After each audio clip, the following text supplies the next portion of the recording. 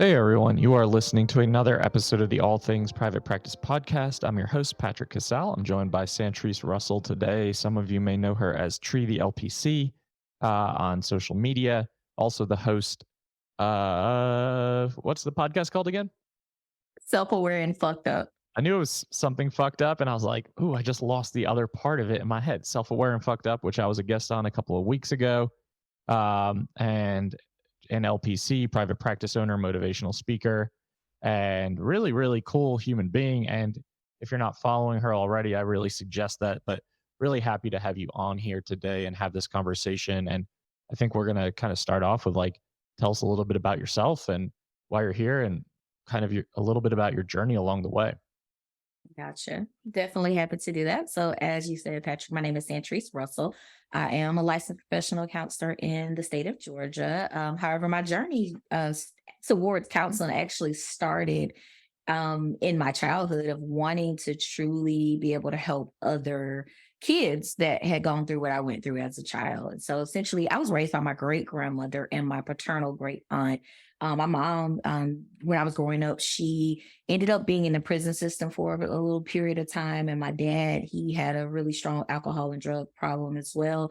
And so a lot of, I guess my upbringing led me on this journey of wanting to be able to help others. And so it was definitely a struggle kind of, getting to this place, ran into a couple of roadblocks throughout my master's program, as well as ran into some legal trouble right after I graduated from Troy University and kind of navigating that to be able to get my license to practice. So it's been an up and down journey, but I think my passion kind of towards helping others just really come from the lack in what I had in my childhood and really just wanting to help other people navigate through that because like childhood trauma, childhood abandonment, that's some tough shit to navigate. So that's really kind of what led me to where I am. Another part of my journey is truly um being able to discover my sexuality and coming out as a lesbian in my early 20s and part of my college career, and then that really being a taboo thing at that particular time and navigating it growing up as a girl in the South and being raised in a Baptist church was like a really really strong part of that. And so like navigating that was really really difficult for me, but that also again drove my passion for serving the LGBTQIA plus community and really wanting to help people that were dealing with that. And so, like, a lot of how I show up as a therapist has to do with the things that I've gone through and really just wanting to see people not have to hurt and really having the support that I wish I had when I was a little bit younger. Mm. Thank you for sharing that. And it sounds like there's so much wrapped up in this too. And I agree, like wholeheartedly. I always say that our niche, our ideal clients that we like to serve or support are versions of us. And Mm, we find this job and profession for a reason. And right. I agree, like trying to figure out ways to heal yourself through the work that you're doing as well simultaneously, while also learning and growing and supporting communities that really need voices and faces who share similar identities. And I think it's so important, especially in the South, right? Like we're in the South, and Yeah. you said like it wasn't that accepted back then when you were 20, but like we're in 2023 and I don't necessarily Right. know if we've gone that far. Yeah, I don't think we've gone that far either. I just remember what it felt like in my 20s going through it, hiding it. It wasn't, this is before the age of the internet really being what it is. And I don't know if that's a gift or a curse because back then, there was a lot of going back and forth on the internet and around LGBTQ populations and the church kind of tearing it down. And now you got all of this political stuff going on with, tearing down our community in that way. And then also, we all see what's going on with Florida and a lot of the stuff that's going on there. If you can't take an AP psychology class, like it's really disheartening. But I guess it's different because I feel like there are more resources now for the community, even though we're going back politically, definitely. Yeah, we're going backwards big time. And it sounds like that is a motivating factor for you to show up and speak out and advocate and have a platform and share your voice and your story as well, though. Yeah. It's definitely been a journey.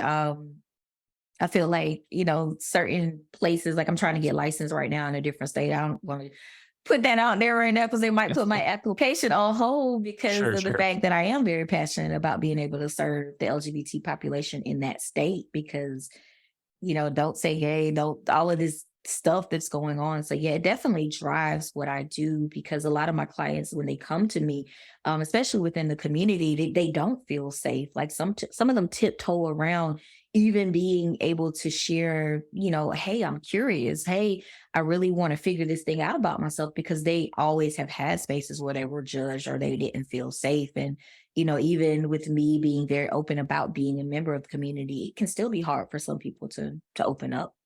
Yeah, absolutely. I mean, I think that it speaks volumes for people to show up in spaces and advocacy spaces, especially, and share their story and their journey, because that's advocacy at its purest form. And that really has like this massive ripple effect in the community.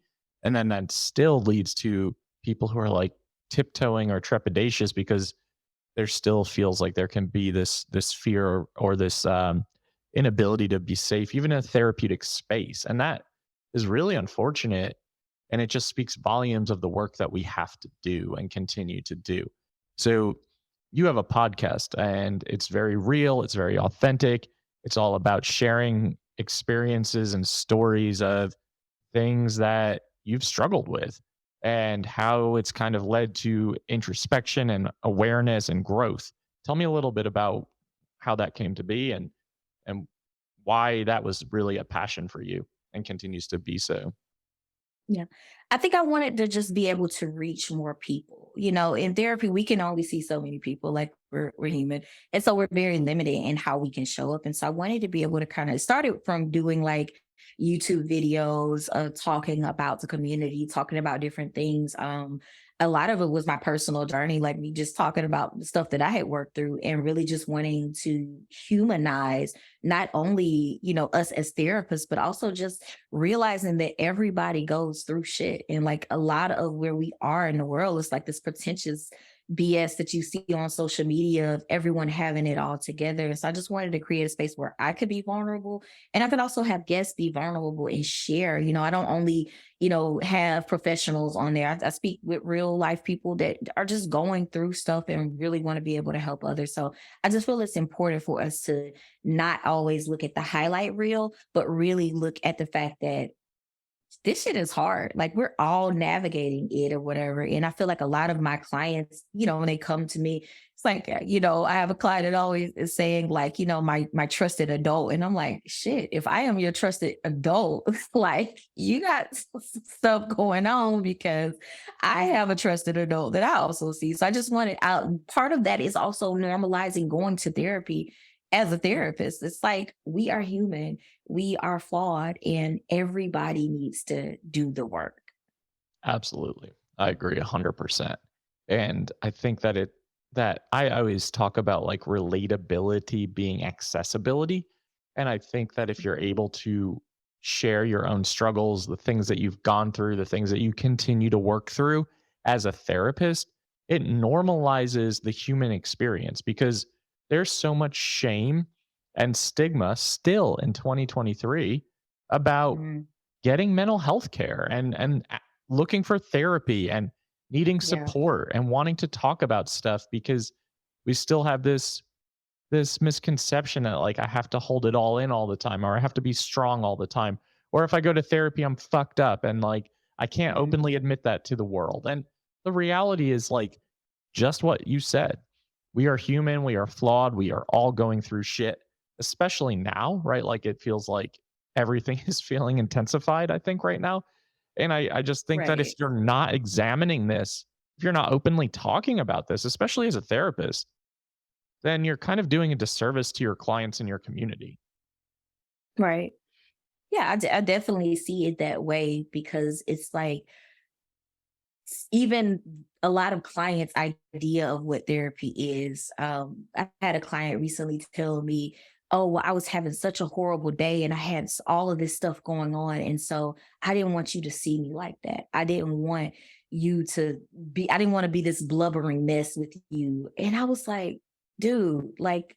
that's what I'm here for. Like I Right. say my shit sometimes for my therapist. Alex will Sure. tell you, like, I come to therapy ready to let it all out. But sometimes even in this space, people feel like I can't let you see me that vulnerable. I can't fall apart with you. And I feel like it's so important for people to know, like, that is the point of it all. The point of it all is being able to be open, be vulnerable, and just let it all out. We're there to help you. We're not there to judge you. We're not there to, tear you down. If you're feeling bad, that is the optimal time for you to go to therapy. Yeah, absolutely. I mean, my mind says like I default to thinking like when I go to therapy, if I'm in a bad place, this is the perfect time for it. What I really struggle with going to therapy is when I'm like, everything feels pretty good. And like, what do I have to talk about? And I'll tell my therapist that and kind of beat around the bush for like the first 10 minutes. And then all of a sudden we're talking about something really deep. And I'm like, oh, fuck, I didn't even think Right. about it this way. Now I'm unraveling here. Um, but it's so important. And you're right. Like, when people think I have to show up a certain way to therapy, I mean, I think that sends so many different messages, and it's unfortunate. Like, we see that in society, we see that in portrayals of therapists in media of like what therapy is. And there's still such a misconception about like what therapy offers, what it can do for you, and why it's so valuable. And it it takes a lot. It takes a therapist to show up authentically too, to help that Mhm. person really drop in and be okay with being vulnerable and really feel comfortable acknowledging that like I don't have it all together. Like, I always share some of that stuff when I was seeing clients all the time. If they were really struggling to open up, to use some self Mhm. disclosure to help them acknowledge, like, it is okay to struggle. Like, I struggle Yeah. too.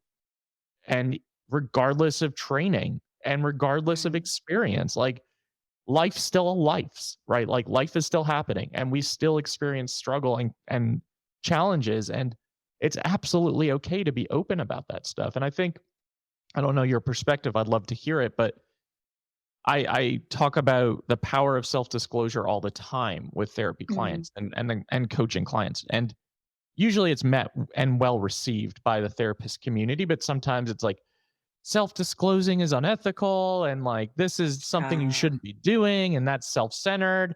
And it's like, no, like if you're self disclosing, it's got to be because it's for the client's benefit. Like, it can't be for right. my benefit, but it can absolutely be beneficial to share with my clients like I had a gambling addiction. Like, yeah, Mm, I know what it's like to be there. I know what it's like to experience A, B, and C, and here's how I got out of it. And I think that is right. so important for us to be able to acknowledge and showcase the fact that therapists are human.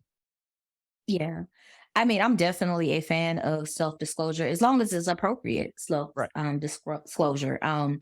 With this person that I saw recently who was like, I don't want to, cry. I don't want you to see me like that. I had to have a very open moment of self-disclosure with them and really tell them like, yo, dude, like when I was in working in the hospital setting, I went through a really bad breakup and it was really hard for me. And all of my peers in the hospital, they would like see me and they'd ask, are you okay? Are you okay? And it's like, I still got to go assess these damn clients. I still got to go in here and make sure that, ask the girl, are you suicidal? Are you homicidal? Are you seeing little green people? Like I still had to do my job because I had bills to pay. But I would go in that office after I saw clients, I would cry my eyes out and I would go to the bathroom, I would wash my face, I would get back in there and I would do what I need to do. And like my job performance was never impacted because luckily I am someone who has functional depression when I am depressed. But I do share that. Like my anxiety journey is something that I share with a lot of clients because a lot of people don't realize, like, shit, you're nervous during the first session. Hell, I'm nervous during the first session too. I don't know you either, Sure. and it's kind of like I'm trying to calm myself down and get through this and make sure that we can build a rapport, but it's not all on me, but it's you're not alone in this. So just being honest with people, like it's okay to be nervous. It's okay to feel these things, but you have to realize we're just humans connecting. I know, that a lot of people feel like, oh, I should be this perfect, let me ask you these intake questions. But no, it's about the connection. It's Right. about building that rapport. Like, do not come to me with a checklist. But disclosure is definitely beneficial to clients a lot because them seeing us as human helps them to connect more. Yeah, it like helps navigate the power dynamic that is in place when there's a therapist client relationship. And it also helps, in my opinion, instill this like glimmer of hope at the end of the tunnel, or this light at the end of the tunnel, when you can Mhm. say like, I struggle too. It's normal to feel overwhelmed, anxious, depressed, etc. Exactly. It's okay to have these emotions. Like, these are not bad emotions. These are not negative emotions. Like, we always like, I think we paint this picture that like depression, anxiety, all these things are bad or negative, and in reality it's like, well, not really. This is a part of the human experience, and this is actually quite normal to feel anxious when you're establishing a new relationship with a new therapist and Right. sharing your story and being vulnerable. And like, there's nothing I hate more than like standardized clinical intake assessment of like, Right. tell me about this history, tell me about this history, tell me about this history. And I'm like, this is not Yeah. useful for me. Like, this is not helpful. Yeah, it needs to be organic. Like clients don't want to feel like, oh, I'm checking boxes. Like, do whatever. We'll get to that stuff. We will. But usually, if you just let a client tell their story, they're going to tell you everything you need to know. They just need that space. And I think it is definitely important for them to feel validated. And it is normal to feel anxious. It is normal to feel depressed. Like half the population feels that way. And probably more than that. That's just what statistically reported. So like I think it's so important for us to make them understand like you're not by yourself in this. Absolutely. I agree 100%. And I think also for marginalized groups of people, people who have been oppressed or discriminated against or feel different or othered, self disclosure is even more important. Self disclosure Exactly. can be life saving. Self disclosure can create instantaneous safety. So, Mm. if we're talking about people who are multiply marginalized, check multiple boxes, BIPOC, part of the LGBTQ community, etc., being able to self disclose and show up is actually creating a container for someone to feel Yes. like, I can be safe here. I can feel seen. I can feel heard. I can feel validated. I don't have to explain things that I have to explain in other parts of my life. And that allows you to just drop in more easily. And the same thing for neurodivergent folks. Like, autistic ADHDers want to know that you know what it's like to go through Right. the day struggling with your executive functioning, or struggling socially, or feeling some sort of way in your body. Like, people don't want to have to re-explain this. And if you are able to share a little bit of your own struggle, it really does help create connection, rapport, and relationship. And our work is relational. I think we lose sight of that a lot of the time. Yeah. I think a lot of people do. You get in the clinical part of it. And like, I didn't get into therapy or doing this because of the clinical aspect of it. Like, my undergrad career was in humanistic psychology. Like, the curriculum was in humanistic psychology. So you're dealing with Carl Rogers and all of that. And I mean, we don't have to get into theory, but a lot of that was really about the connection. And so I think that's always been deeply ingrained in me to develop that.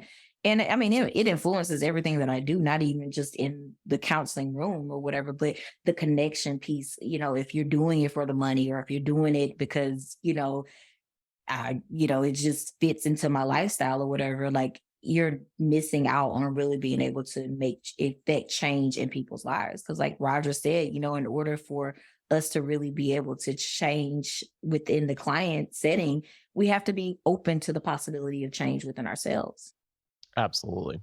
Yeah. And I agree with that 100%. I think what happens for therapists who are listening in private practice, especially, like, you have maybe the connection's just not there for whatever reason. It's not an ideal match from one side or the other. It's just not a good fit. The rapport isn't there. The client terminates, the client goes to the therapist. The therapist then goes into a shame spiral of self Mhm. doubt and imposter syndrome of, I'm the worst therapist of all time and I don't know what I'm doing. I really encourage a lot of you to just like take a couple of breaths, a couple steps back, reevaluate the relationship. I bet it was probably just not the right fit.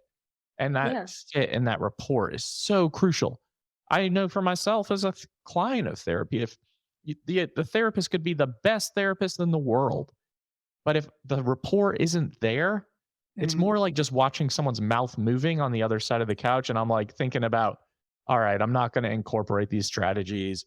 I'm not going to use these Mm, techniques. I'm not going to come back to this person after this appointment is done. And that really is the reality. So it yeah. really goes back to just being human, being curious, and being open minded to the experience and just being relational in general. Yeah. Definitely. My wife was telling me a couple of weeks ago about a therapist that she was seeing, and it was literally just, are you suicidal? Are you homicidal? Are you hearing voices? Like, and it was this checklist of things every time that she got on the call. And she was like, yeah, I'm gonna give it two more tries. I'm like, hell, I wouldn't have gave it one more try because if you I was like, you're better than me. Luckily, she has a new therapist she started with this week, so that's been good or whatever. And they actually were able to build a connection. But it's crucial. People do not want to talk to robots. They do not want to talk to someone that is just like, sitting there with their little shawl on and no disrespect to people who wear those. But nobody wants to see someone that they can't relate to or they cannot connect with or whatever. Like my therapist, our connection has been what it has been because she was definitely human. She was flawed. She didn't try to put on airs with me. It was just very raw. And, she doesn't do a lot of self disclosure. I know absolutely nothing about her, if I'm being perfectly honest. But the connection, I've always felt safe in that space. Right. That's so important. And I think that's such a good point that you just made. Like, it doesn't have to necessarily go, it has nothing to do with the disclosure piece, even though we were just talking about that. It's just the ability to be human, the Mhm. ability to let your guard down. And like, nobody, like you said, nobody wants a robotic therapist. And Yeah. I am really thankful that it seems like we are moving, can't get this fucking mic right. We are moving away from like the head nodding, how does it make you feel, Mm. sounding boards that don't show expression or personality. I think we're moving Yeah. away from that, and I'm really happy about that. I think that's important for our just the current generation of human being that exists. And I think that it's really, really important for there to be that ability to just be yourself, and that comes with like being okay with and comfortable with language, right? Like, Mm. I curse a lot. If I had a therapist who like made a face when I said fuck or said Yeah. it would make me then have to think about what I was going to say when I'm supposed to be using this space to be authentic, to be unfiltered, to really Mm. be able to be okay with being me. And that may seem really simplistic, but that is really, really important. Being able to just be comfortable with language, being able to be comfortable in terms of how you show up. I think that is unbelievably important and it often gets overlooked because of someone else's discomfort. So if you look at our group practice website, there's Mm. definitely the word fuck all over it. And on the homepage, it's like authentic human beings, no robotic head nodding. How does it make you feel? Therapists here. Yeah. Vulnerability is fucking scary, and that is okay. And my web Mm. designer was like, I don't think you should put this on your website. I think it's going to turn people off. And I was like, actually, what I think is going to happen is it is going to turn some people off, but Mm. we are going to get a lot of calls from people who are like, finally, I can be myself and I don't have to censor Yeah. myself. And that is actually what has happened for years. We get calls, we get texts specifically saying, like, I called you guys because of the language on your website. And Mm. when we're able to highlight relatability and humanness and personality in content creation, for those of you listening for more of the entrepreneurial side of the podcast, that's what clients are attracted to. Clients want to know that you can highlight like their experiences and that you're not going to shame them for being who they are.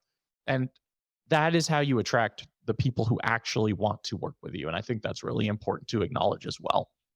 Yeah, it definitely is because I would definitely be attracted to that website. I added a curse word on my website just to see if people return one cuss word though, Patrick, one. Hell yeah. But yeah, I think it is definitely important for people to feel comfortable. And I think it is equally important for us to continue to move away from this old, kind of dynamic within the therapy sessions because it doesn't work. It doesn't work for the current populations that we're serving. It doesn't even work for older populations, if we're being perfectly honest. I have some older clients that are just like, I just love that you're raw and you're honest with me and you don't sugarcoat anything. Yeah, absolutely. I think that's important for sure. And I'm glad to see the shift. And I think it also means that it's also about like openly speaking up when you feel safe enough to do so about your values of your practice, your values Mhm. that you have. If you support the LGBTQ community, if you support the neurodivergent community, the BIPOC community, like those are things to highlight on your website. Those are things to highlight in your personality and your profiles because people need to know that they're going to be safe enough to call you. People need to know that they're going to be able to see you in a safe environment. And I think that's also very important. So it's just a matter of like shifting the way we're thinking and really understanding that if we're in this work, it's relational. It's about being Mhm. curious. It's about being open. It's about being human and just being able to share with your clients that they don't have to have it all together because you don't have it all together. And that would be unreasonable to highlight or Mhm. share or showcase that like example or desire because that's not human. That's not normal. That's not a part of everyday life. Right. Right. I mean, I think that definitely the showcasing the community piece of like, I don't have to showcase that I'm Black. Sure. Obviously, people are are probably going to connect with that if they're BIPOC. They may want Yep. to, see a BIPOC therapist or whatever. But the LGBTQ part is something that I kind of struggled with, honestly, when I first started actually doing private practice because I was like, I don't want to be put in this box of being the Right. gay therapist. And, Sure. like I really only disclose my sexuality in counseling with LGBTQIA plus. So like if I have someone that's curious, they may know that I'm LGBTQ friendly, but they don't know my actual sexuality because I feel like it can sometimes be distracting for people or people may have their own agendas or whatever. So I'm really careful with how I share that information, but I do think it's important for people to just know like that it is safe even if that is or whatever. I've had clients struggle with even telling me that they were curious because they didn't want to be judged by me because they were judged by everybody else. And it's like, Right. yeah, you don't have to worry about that shit here. Like, you're Totally. good. Just be Yeah. you. I like that. Just be you. That's a good takeaway from this episode. And I think this is a good takeaway, not even just for the therapy room, but for your podcast, right? Like for your podcast audience, just be you, be yourself, highlight your personality. And this has a trickle down effect in all different sorts of areas. Like you're going to attract and repel people and audiences based on what you put out there, and that's okay. Mhm. And you're not going to be for everybody. But at the end of the day, just being able to be you, be yourself, highlight like your personality, share your quirkiness, share some of yourself. And I really do Mhm. think that that goes a long way in building relationships and building that know like trust factor that if you are a small business owner has to exist. And I know a lot of us who are in the mental health space did not get any small business training. So for those of you in like private practice, you're like, I think I have to do things this way and I have to show up this way and I have to say these things. I want you to just like kind of scrap that and just kind of embrace this authenticity piece of just saying like, it's okay for me to be a human being, both as a therapist and as a small business owner. Yeah. Any um, thing that you want to share with the audience as we're getting ready to wrap up? Anything that feels really important for you to put out into the world? Yeah. I think you kind of wrapped it up pretty good with the whole BU piece of it. But, just for therapists that are, private practice owners that are listening, I do think it is just important for you to know your client base, know what it is that you hope to gain. I know I started out working with everyone and before I found my niche. And I think it's important to find your niche and really, strive to just be able to serve that population. It's not to say you turn away clients that don't fit that, but just knowing that you have your home base and what feels the best for you. And for clients out there, that may be listening or potential clients, just, you know, be yourself when you show up for therapy. It's not your job to be performative. It is your job to get the help, show up, do the work. And if the therapist is not a fit for you, just be honest about it, open about it. You may hurt or bruise a little egos, but it's okay. Therapy is not about the therapist. It's about you're getting what you need out of the relationship. So just be open and just be you. Love it. Really love it. Yeah, I agree with everything you just said. Couldn't say it better myself. Do you want to share with the audience where they can find your podcast and find a little bit more about what you're doing? Absolutely. So you can always connect with me by following me on all social media platforms under the handle Treaty LPC. You can also visit the uniquedestiny.org website, and also the Self-Aware and Effed Up podcast is on all streaming platforms. So you can just look it up by just typing in Self-Aware and Effed Up, and F is F asterisk asterisk KED. So, all the censorship out there, you gotta be careful, but nevertheless, How to get those loopholes. Um, yes. all of that information will be in the show notes so that you can easily find the Self-Aware and Fucked Up podcast. You can easily find any of Sandtrice's social media handles. It will all be clickable links for you. So really good podcast. I was on it a couple weeks ago. I had a really good time, and just really authentic, raw, and I think it's a really important message that you're putting out into the world. So thanks for coming on and making the time. Well, thank you so much, Patrick. It was so a pleasure to speak with you again. To everyone listening to the All Things Private Practice podcast, new episodes are out every single Saturday on all major platforms and YouTube. Like, download, subscribe, and share. Doubt yourself. Do it anyway. See you next week.